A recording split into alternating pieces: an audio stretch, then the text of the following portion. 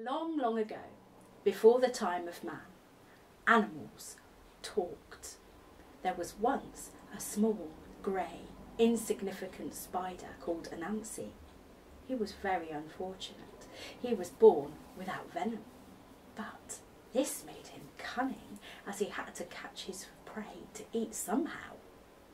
The other animals made fun of him, especially the spiders. And one day, Anansi was fed up of their mocking and jeering. So he decided to go to the sky god to get him something that would give himself gravitas. Anansi walked and walked and walked to find the sky god's house. When he came, the sky god was as tall as a mountain and as wide as a river, with a loud booming voice. "Well, well, well, if it isn't poor venomless Anansi. Tell me, little one, what do you seek?" Ooh. Anansi's 8 knees started to knock. "Please, Mr. Sky God, sir, I've come to beg of you the stories of the forest." The Sky God roared with laughter. "The stories of the forest? Many creatures braver, fiercer and stronger than you have tried and failed. What makes you think you'll succeed where they have failed?" Anansi was annoyed by this. He stood up as tall as he could, stuck out his chest and said, "Just you watch me try." "Very well, Anansi, very well. I will set you 3 challenges. If you are successful and you survive, maybe I will grant you your stories. First of all, I want you to go out into the forest and capture for me the hornets with the sharpest stings." Ooh. The hornets with the sharpest stings? Anansi's 8 knees started to knock. But Anansi had come this far and he wasn't giving up like that. So Anansi scuttled off into the forest and he came upon a large orange gourd. With his venomless fangs, he nibbled around the top, pulled it off. With his 8 legs, he scooped and scooped and hollowed until it was empty. He took it to a nearby stream and filled it with water, put it on his back and scuttled up the tree where the hornets lived. Then he splashed some water on himself and poured the rest into the hornet's nest. Bzzz! The hornets were wet and angry and confused. Anansi started shouting and causing a hullabaloo. "Lord a mercy! The rains are coming! The rains are coming! Quick, come into my gourd! I will shelter you from the flood!" Well, the hornets were confused. They buzzed straight into the gourd. Bzzz, the whole nest. Zip! Anansi put on the lid. He rubbed his 8 legs together with glee, put the gourd on his back, and made his way back to the sky god. "Well, well, well, if it isn't poor, venomless Anansi. And what have we here? I ask for hornets, and you bring me a gourd?" "Listen," said Anansi. Bzzz. "Not bad, Anansi, not bad.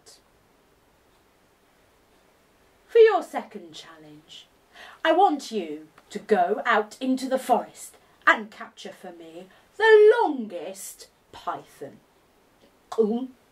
Anansi's 8 knees started to knock. The longest python. But Anansi had already faced one challenge. He knew he could do it. So he scuttled off into the forest, where he found a long piece of bamboo. And then he had an idea. He dragged the bamboo to outside the house where the python lived, by his hole. And then he stood outside and started to cause a ruckus. "She's wrong. I know she's wrong, but how do I prove it? Oh, she'll be unbearable if I don't prove her wrong. But how to do it? How to do it?" The python stuck his head out of his front door. "What's this noise?" said the python. "Oh, I'm sorry to trouble you, Brother Python.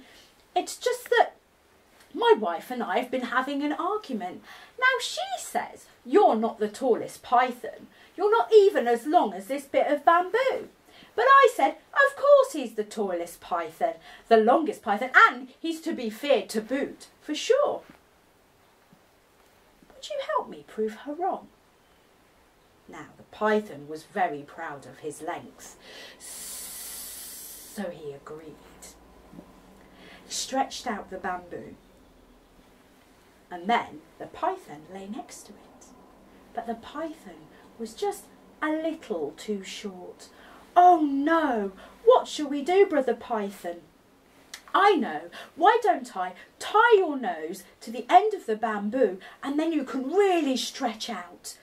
Then we'll see that you are longer than the bamboo."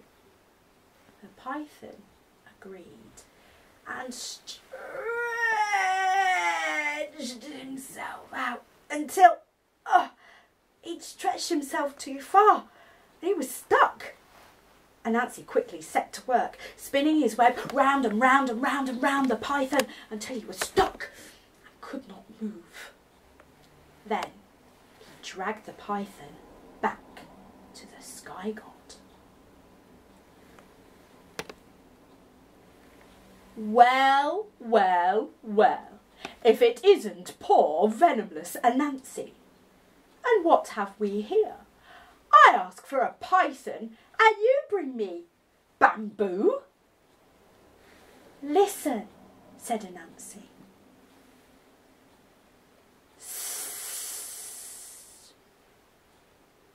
"Not bad, Anansi, not bad. So, for your final challenge, I want you to go out to the forest and capture for me the fiercest leopard." Nancy's 8 knees started to knock. "The fiercest leopard?" The leopard was 20 times the size of poor Anansi. But he was nearly there. This one last challenge, and then he would have everything that he wanted. So he scuttled off into the forest, always thinking, "What shall I do? What shall I do?" And he walked and walked and walked and walked until he came to a clearing. And then he had an idea. With his 8 legs, he scooped and hollowed, clawing at the ground until he made a hole 5 times as wide as a leopard and 5 times as deep. He covered it in pine leaves and palm leaves, and then he stood on the leaves and began to whistle. The sound of his whistling floated through the forest to where the leopard was prowling, looking for prey. "What's that noise?" said the leopard. He looked across, and way off in the distance he could see Anansi whistling. "Time for a little snack, I think." He padded through the long grass. Shh, shh, shh, shh. Anansi could see the grass twitching. His 8 knees started to knock, but he carried on whistling. He was at the edge of the grass now, the leopard. He arched his back, bared his claws and teeth and sprang onto Anansi, landing in the hole with a thud. Anansi quickly jumped out of the way. "Get me out of this hole this instant, you wretched spider." "Well, I'd like to help you, Brother Leopard, but you see, if I let you out of this hole, you'll only eat me." "I promise on my life." "Okay," said Anansi, And with that, he scuttled up a long, tall tree. He took one of his spider silks and attached it to the very top, and then he spun his way down the tree. He took the silk, pulling the tree down, down into the hole where the leopard was. He tied the end of the string to the leopard's tail, and then let go. Doing, meow! Boing, boing, boing. The leopard hung helplessly from the tree. Get me down from here this instant! Boing, boing, boing. Not likely, said Anansi, who quickly spun his web round and round and round and round and round the leopard until he couldn't move. Then, with his venomous fangs, he bit on the silk, and the leopard landed on the floor with a thud. He scooped the leopard up, put him on his back, and took him to the sky god. Well, well, well, if it isn't poor venomous Anansi. And what have we here?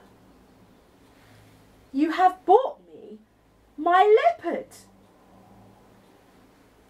Well done. And so, as promised, I give to you the stories of the forest. And so it is to this day. Anansi stories are told across the world for hundreds and hundreds of years. From Africa, the Old World, to America, the New World, and even in the UK.